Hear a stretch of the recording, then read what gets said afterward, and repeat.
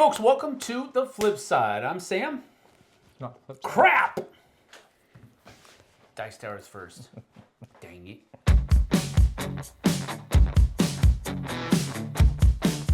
Hey folks, welcome to the Dice Tower. I'm Sam. I'm JT. And this right here is our bottom 5. That is to say, our numbers 10 through 6 of our top 10 games that were Spiel des Jahres winners.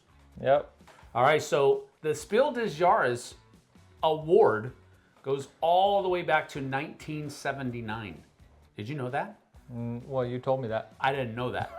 He told me that. I didn't know that. I didn't know that either. I checked it a couple, I don't know, it was like a few weeks ago, maybe even a month ago now when Tim and I were talking about Spiel des Jahres winners, and I found their site and I was perusing and browsing and all that kind of stuff, and it goes all the way back to 1979, which I was 5 years old at that point, and so were you. Yep. 5 years old. This thing has been around since I was 5 years old.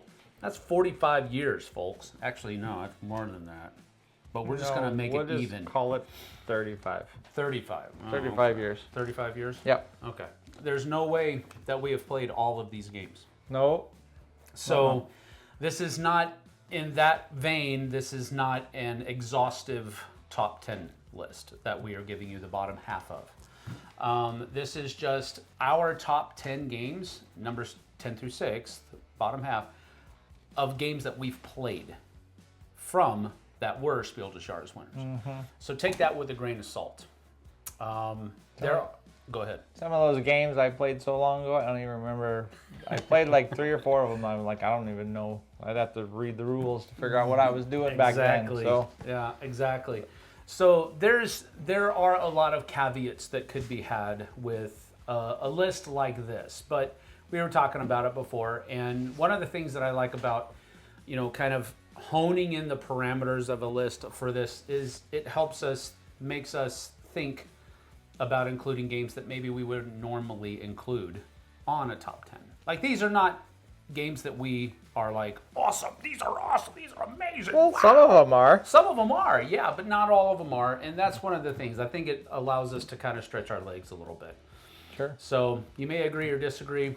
That's completely okay, and you'll let us know that in the comments.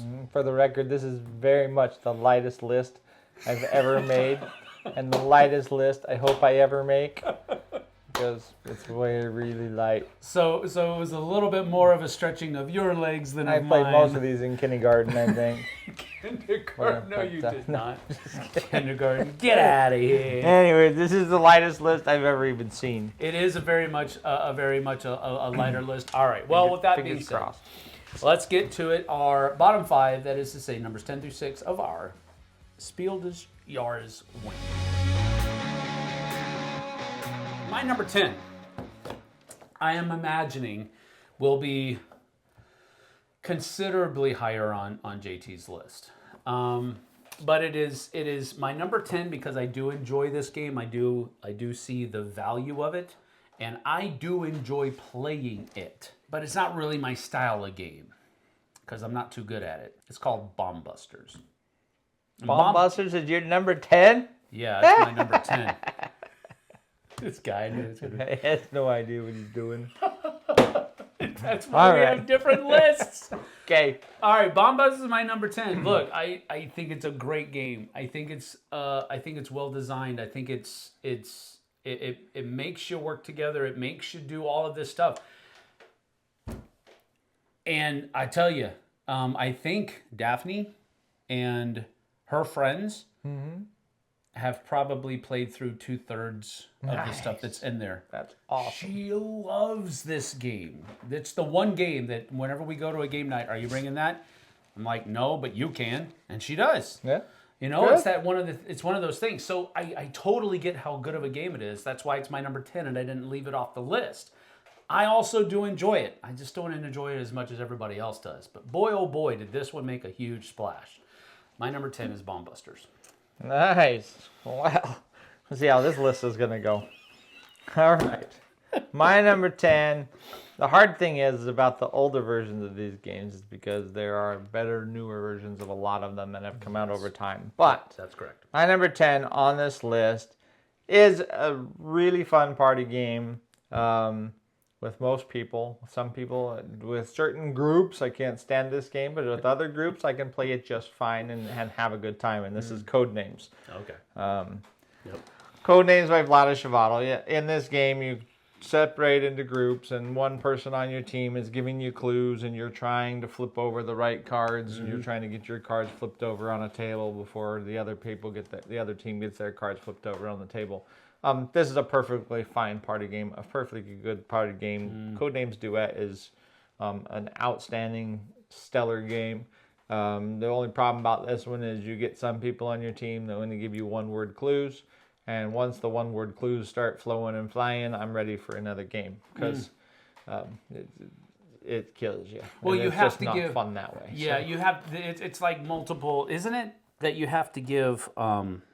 I've played pictures too much, maybe. You give a word, whatever it is. Yeah, it's one word, but then you give a number. 3, and that means 3 of those cards are connected to desert. And then you have some people that'll give you one word and then say 1. Yep, they'll give you like, one word, island 1, and the next team goes, desert 3, and they get 3 cards, and then your person goes animal 1, and then you're just like, okay, give it a break. Either that, or they try to give some kind of clue for some kind of inside thing they got in their brain, and they're like, how come you didn't know when I said Japan I was talking about shoes? Like, I don't know. It's one of those games. It's a fun party game, though. Yes. Lots of people play it. It's still out there. Absolutely. There's new versions out all the time. So, Absolutely. my number 10, Codenames. Good game, just not for me. Very good. Very good. All right, my number 9 is a racing game, and I had so much fun talking about the name of this game and thinking that it was one thing when everybody else said that it was another.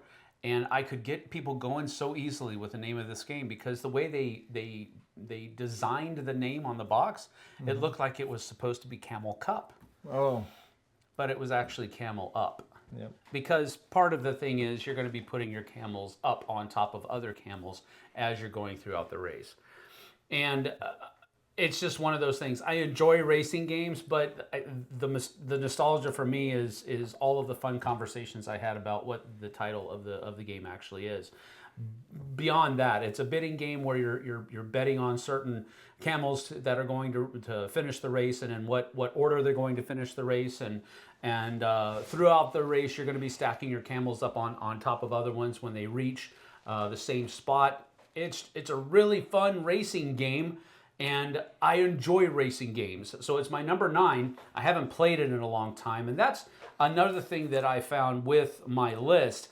The ones that are on the bottom half of my list are the ones that I don't play as frequently as ones that are on the top. So that's part of what weighed into where I positioned everything. But I think all of these are good games. I mean, they won the award, right? So take that for what it's worth. But number 9 is Camel Up. Nice. All right. Well, my number 9 is, I think, the original Beautiful Pictures game. This is a game called Dixit, where in this game, one person's a storyteller. They're going to give a clue about a card, and then everybody else is going to put in a card that they think matches that clue, and you're going to shuffle it up, and people are going to vote on them. It's very simple. The cards are absolutely gorgeous, and there's been a million cards added in different versions and everything else since. And there's been, I don't know, half a dozen games that have come off of this or followed in its footsteps that have, where Dixit kind of started all of that. Dixit's a really cool game. I still have Dixit on my shelf.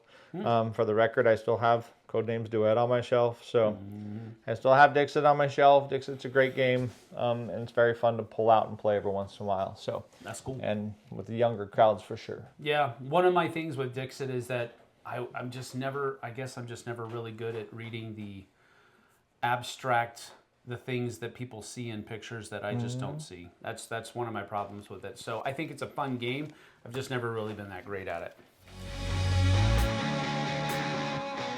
My number 8 is one of those games that a lot of a lot of people don't like. As a matter of fact, I got my copy because Tom didn't want to keep it in the Dice Tower library because Tom didn't think it's a very good game at all.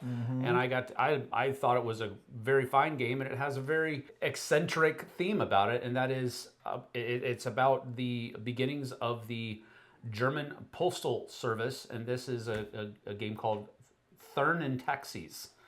Or Turn and Taxis. I've always just called it Turn and Taxis, but I've heard other people recently calling it Thurn and Taxis, which is how it's spelled. So that's there and there. But basically what you're trying to do is you're trying to proliferate. You're trying to grow the German postal system. Way back in the day, they have a couple of expansions that are with it now that you can either take or leave. I enjoy the expansions. It broadens the game's scope a little bit. So there's that as well. But I really did enjoy this one back in the day. And there were a lot of people that thought that it was pretty dry. So it was also akin, it's been likened to a Ticket to Ride type game where you have to find all of those different routes and all that kind of stuff. So I really do enjoy it. And it's still on my shelf. My number 8, Thurn and Taxis. I played this one so long ago, I can't even remember that much about it. So. Well, we're going to have to break it out again. Yeah, no thanks. No, I'm just kidding. It's totally fine. Totally fine. Anyways, for the record, there's at least a version of every single one of these games I own, except for one. Really? Yep. Out of the 10 games that are on this list, I own 6 of them. I don't own 4 for various reasons, but I remember playing them, and no, I'm sorry, 7. Kindling. 7. I have 7 of these, not 6. Perfect. All right. Well, anyways, my number 8 is a really cool tile-laying game that you can play with anybody at any time. So much fun, and this is Quirkle.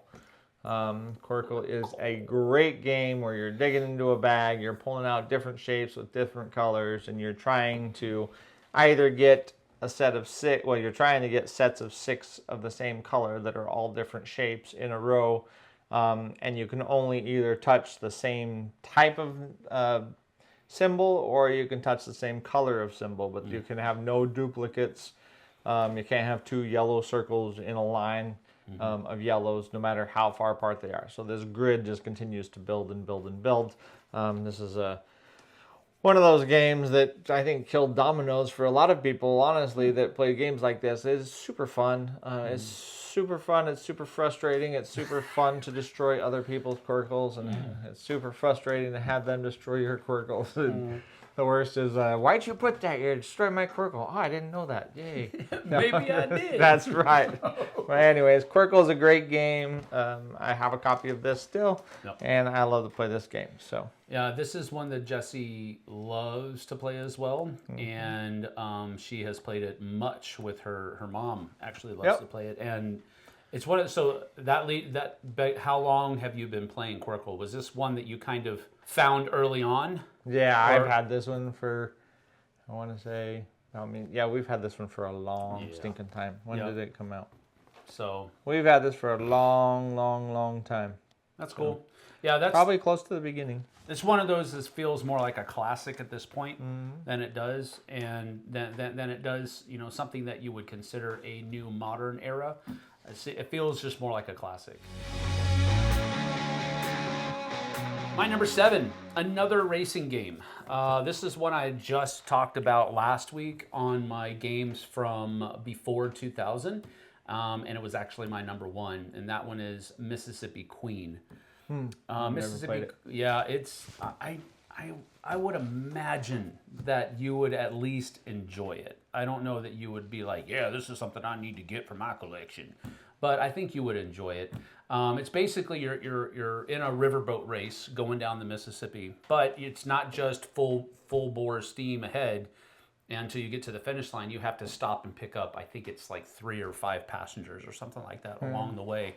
So you have to use your coal in such a way that you can, really kind of hit full steam when you are in a straightaway, but then you have to kind of come back off of that, pick up that person, and then try to stay in. It's really fun. It has that other mechanism in racing games that I really enjoy, where once you get to the edge of the edge of the board, you have to put out another edge of the board, and that tells you how the course is going to continue on. So it's just a really fun game, and it's got that a really neat theme to it. You know, there's 101 racing games, but there's only a few that have really unique themes to them. This is one of them, in my opinion. So that's my number 7, Mississippi Queen. My number 7 is a very easy to play, very fun party game called Just One. Oh. And Just One, as simple as it can be, everybody gets a clue, or one person gets a clue. They don't get to see it, and they face it away from you. And they pick one of the letters on there to give you what kind of word it is. Then everybody else has to write one word that, contain or works with that word to give them clues. And then everybody turns their stuff around and they look at each other's, and if there's any duplicates, the duplicates get wiped out. Yeah. So it doesn't matter if you're playing with 6 or 8 players, and we play it with a lot. We play it with way more than those little plastic things that come with it sometimes. But you might get 6 players at the table and only get 1 clue. Yep. By the time that it's done. So, and somebody's like, "What? You didn't get that 1 word clue because it went to a Star Wars theme thing?" And I'm like, "I don't know what Star Wars anything." So we all knew what it was except for you. But anyways, Just One is a super fun game. We play it quite often. Yep. This was easily my number 11. It just didn't make the list. I'm not a huge party game person. And I know even you like party games, I think, better than I do. I know I do. That's just the way it is. So it's definitely my 11. This is one of the games that I usually bring to almost any get-together that we have. Yeah. Because I can't tell you how many times there have been just a group of people that say, "Hey, we know how to play this game. Let's go play it." Yep. And it's so simple that even if they've never played it before, or if there's other people in the group that haven't played it before, everybody can teach it. It's super simple. So good pick. Indeed. All right, my number 6. I bet my dog's puppy that this is going to be on his top 5, and that is a game called Sky Team. Puppy. Yeah, no, I'm fairly confident. As a matter of fact, You got 5 games better than Sky Team on your list? yes, I do. Yeah. Yes, I do. Not a chance. Yeah, there's a huge chance. It's actually not a chance; it's fact.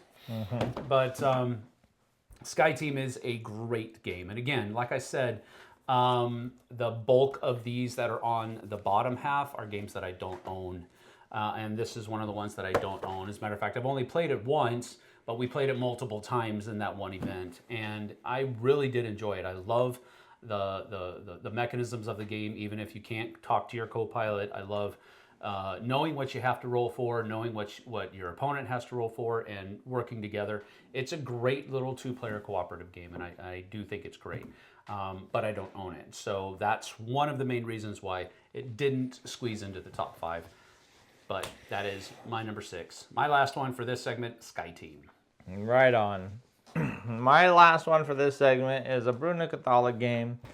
Very simple tile placement in a small little grid, and it's called King Domino. Cool. King Domino is a great game. You have to bid on tiles that are basically 2 different biomes set together, or it could be the same biome but twice.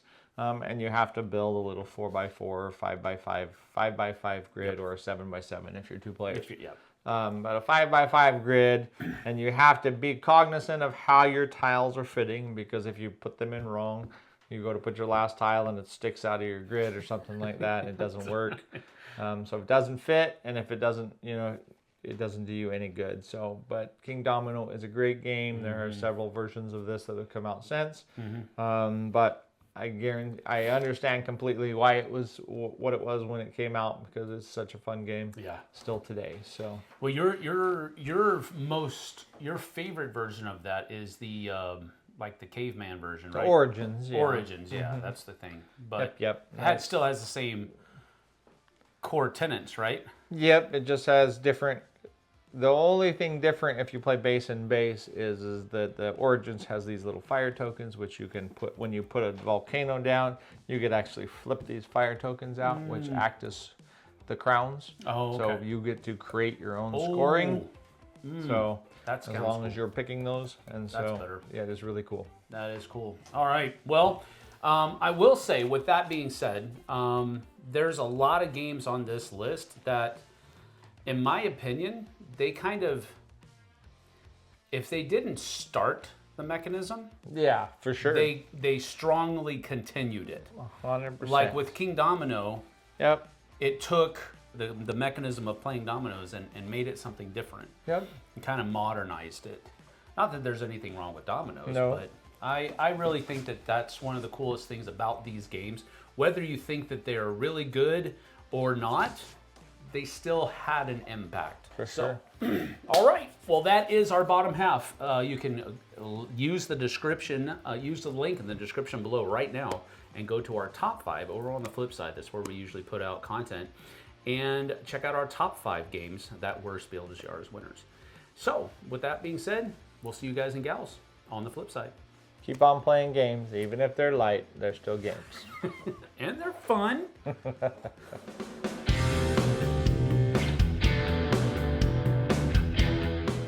Hey everybody, thanks for watching this video. If you like this review or whatever you just watched, wasn't it amazing? Check out our channel, Dice Tower. We have all kinds of things. We review games, we do top 10s, we play games live. It's all about board games, but especially the people who play them. Check out Dice Tower YouTube channel.